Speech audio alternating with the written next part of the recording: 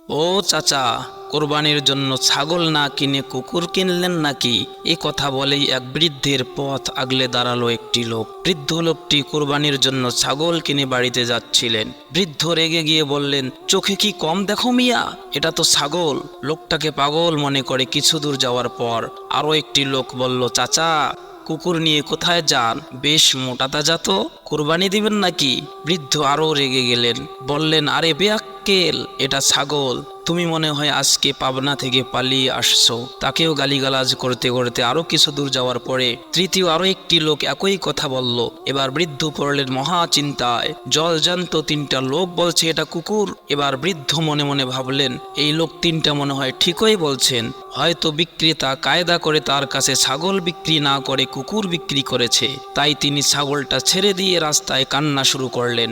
এই সুযোগেই সাধু বেশি ওই তিন চোর ছাগল নিয়ে